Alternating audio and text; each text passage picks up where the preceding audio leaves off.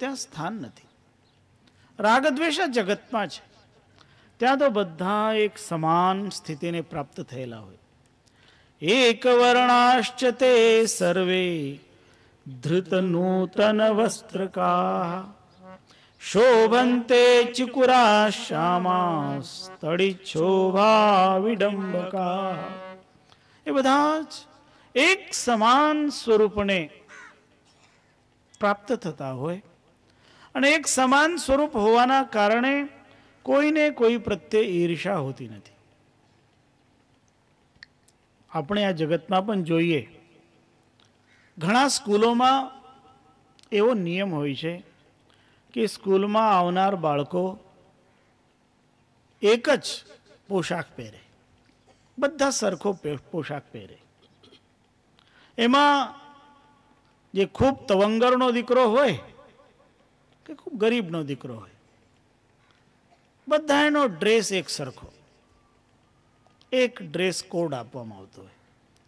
એનું કારણ એ કે બાળકોના મનમાં એવી કોઈ ગ્રંથિ ન બંધાય જેને હીનતા ગ્રંથિ કહેવાય. ઇન્ફિરિયરિટી કોમ્પ્લેક્સ જેને કહેવાય, એ બંધાય નહીં અને બધા સરખી પ્રગતિ કરે. એના માટે એ ડ્રેસ કોડ રાખવામાં આવતો હોય.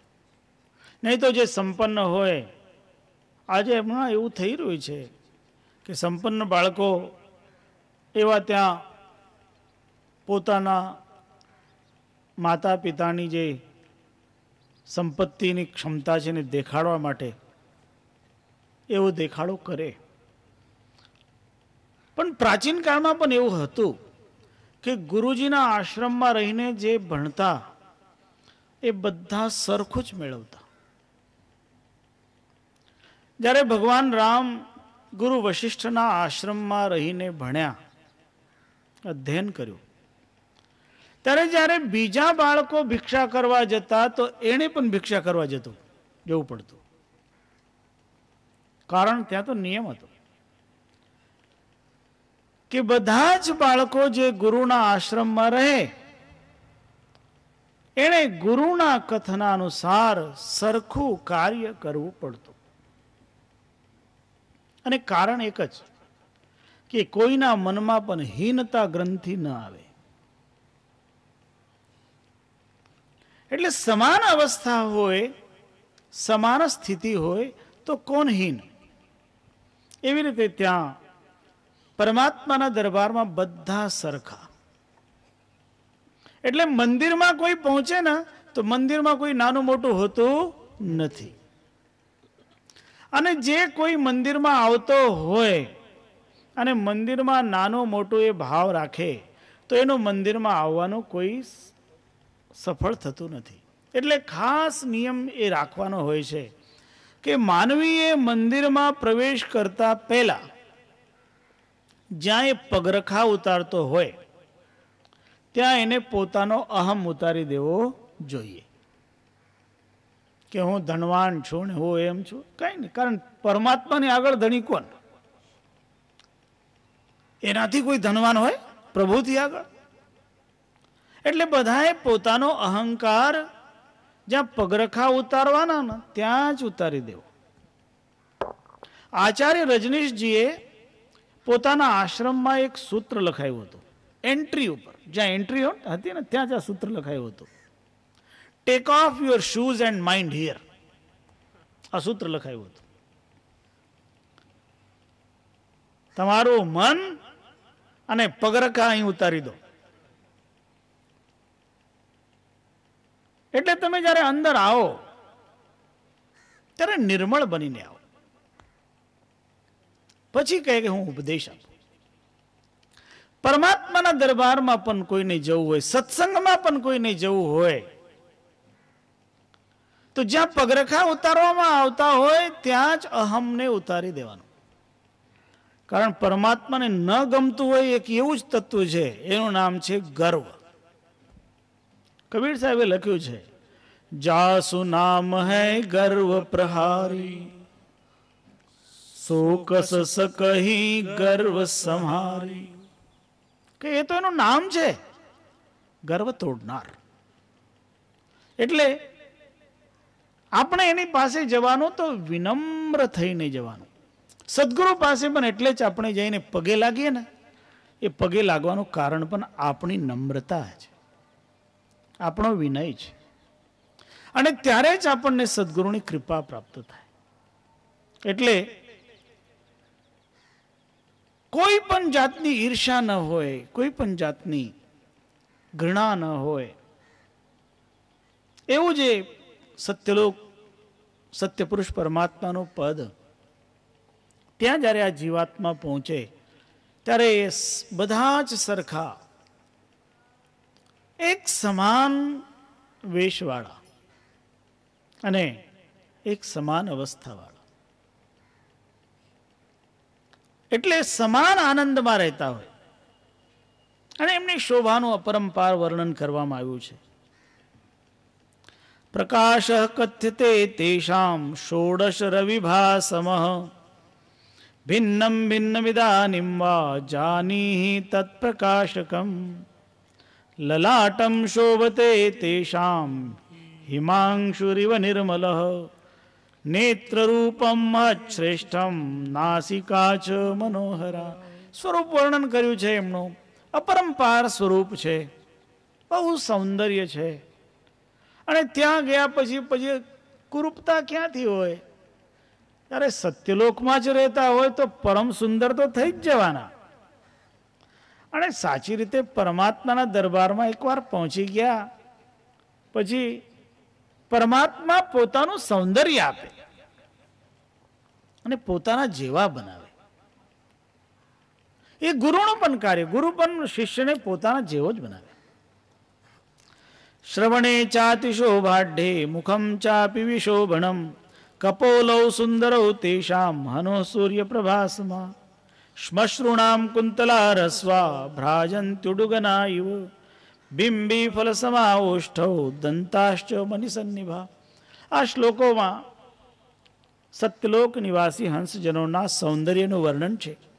એટલે બહુ વધારે એની વ્યાખ્યા કરવાની આવશ્યકતા નથી. આપણે એ શ્લોકોનું વિશેષ વિવરણ લઈશું, જે વિવરણ સાધના પરક છે. એટલે આ તો બિલકુલ સરળ સરળ શ્લોકો છે. સુઘર રતનયુત કંઠ હૈ મનિયુત પ્રિય ભુજતાસ रुचिकर ग्रीवा हंस की कंधा शोभारास कटिनाभि सुविशाल पुनि अतिशय शोभित जान रोमावली सहृदय शुभ तारायुत शशिमान जंघा शुभ अति हंस की चरण कमल इव आई कर पावन की अंगुरी सूर्य किरण समताई. આ બધા સ્વરૂપનું વર્ણન છે. નખ શોભિત ધર્મની ચંદ્ર કિરણ પ્રકાશ હંસ રૂપ વિસ્તાર હૈ સૂક્ષ્મ કિયો ઉજાસ. એવા હંસના સ્વરૂપનું સંક્ષેપમાં વર્ણન કર્યું છે. એમ તો એનું વર્ણન કરતા રહીએ અવર્ણનીયનું વર્ણન કેટલું કરી શકાય. અને એવા હંસને જે માતા પિતાએ જન્મ આપ્યો એ માતા પિતા ધન્ય છે, જેના ઘરે આવા હંસ પ્રગટ થયા હોય. ઘણી વખત માતા પિતા બહુ કષ્ટ સહન કરતા હોય સંતાનને યોગ્ય બનાવવા માટે. માતા પિતા દુઃખ સહન કરીને એક ટાઈમ જમીને અથવા ફાટેલા તૂટેલા કપડાં પહેરીને સંતાનને સ્કૂલમાં મોકલે તો એને ઓછું ન લાગે એટલે એના માટે સારામાં સારા કપડાં આપે, એની ફી ભરે. એને કંઈક વસ્તુ જોઈતી હોય તો એ બધી માતા પિતા એના માટે કરે. તો એ માતા પિતાનો ત્યાગ કેટલો! અને એ ત્યાગને જે સંતાન ભૂલી જાય એ સંતાનને પછી શું કહેવાય? માતા પિતાના ત્યાગને કોઈ દિવસ પણ બાળકોએ ભૂલવું જોઈએ નહીં. એમના ઉપકાર અગણિત. એટલે તો માતા પિતાને આપણા શાસ્ત્રોએ દેવતાનું સ્થાન આપેલું છે. કારણ એમને જે પોતે કષ્ટ વેઠીને આ બાળકને એનું જીવન શ્રેષ્ઠ બને એના માટે સગવડ કરી આપી. એવી રીતે જે હંસ એવી સિદ્ધતા પ્રાપ્ત કરી ગયો, એના માતા પિતા પણ મહાન બની જતા હોય અને એ પણ વંદનીય બનતા હોય. એટલે એમને ધન્ય ધન્ય કહેવામાં આવે છે. જે માતા સંતાનને જન્મ આપીને પોતાની કોખને પરમ પવિત્ર કરે,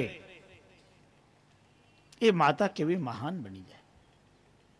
અને સાચી રીતે જે માતાના મનમાં એવો ભાવ જાગ્યો કે મારા કોખમાંથી જે બાળકનો જન્મ થયો, હવે એ પછી બીજા કોઈ માતાના કોખમાં ન જાય, ત્યારે એ માતા ધન્ય થઈ. બહુ સુંદર એક પ્રસંગ આવે, મદાલસાનો પ્રસંગ છે.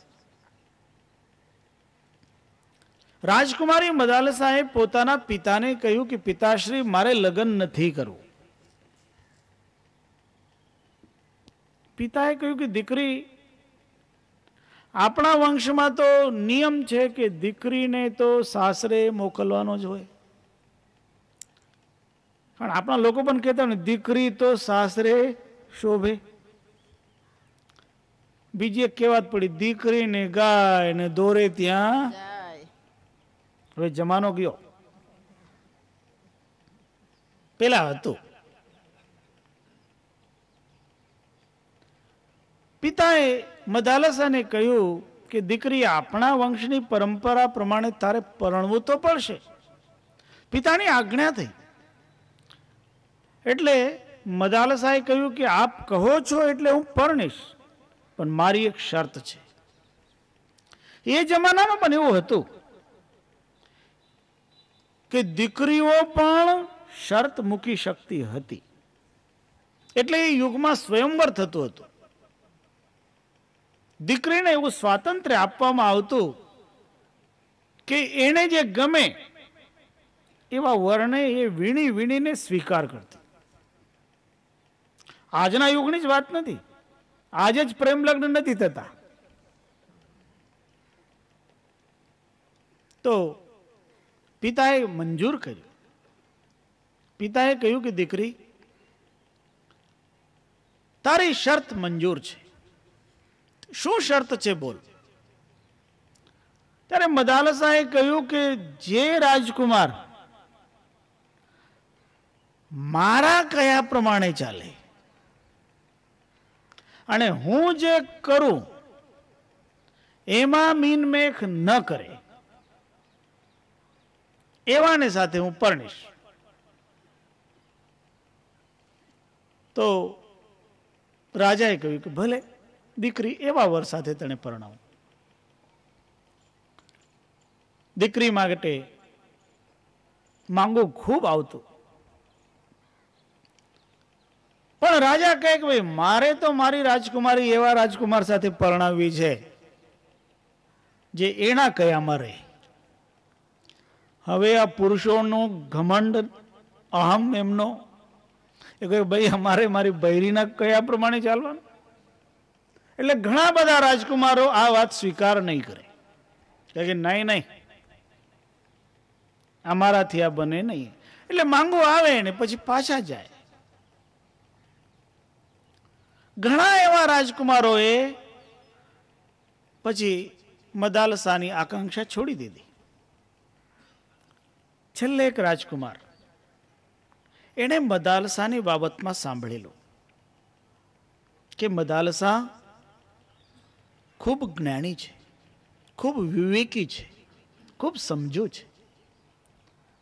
તો એણે વિચાર કર્યો કે જેને આટલો જ્ઞાન, વિવેક પ્રાપ્ત કર્યું હોય એ કોઈ દિવસ કંઈ ખોટું તો કહેશે જ નહીં, કારણ એની પાસે વિવેક છે. એ અવિવેક તો કરશે નહીં. એટલે એ અવિવેક ન કરે એવી હોય તો બીજી વાત માનવા વાળી પણ અવિવેકી હોય તો એના કરતા તો સારું ને. એટલે એ રાજાએ મદાલસાની શરતને સ્વીકાર કરી અને મદાલસાનો લગ્ન થયું. લગ્ન થયો, એમના ઘરે એક બાળકનો જન્મ થયો. ત્યારે બાળકનો જન્મ થયો તો એ બાળક રડવા લાગ્યો. મદાલસા એ બાળકને હિંડોળામાં મૂકીને હિંચકામાં મૂકીને હિંચકો હલાવે અને હિંચકો હલાવે ત્યારે એમ કહે, એ બાળકને ઉપદેશ આપે, શુદ્ધોસી બુદ્ધોસી નિરંજનોસી સંસાર માયા પરિવર્જિતોસી સંસાર સ્વપ્નમ ત્યજ મોહ નિદ્રા મદાલસાવાક્યમુવાચ પુત્રમ શુદ્ધોસી રેતાત ન તેસ્તિ નામ કૃતમ હિતે કલ્પનયાદુનૈવ પંચાત્મકં દેહમિદં ન તેસ્તિ તસ્માત્ ત્વં રોદિસી કસ્ય હેતો. મદાલસા ઉપદેશ આપતા કહે કે દીકરા,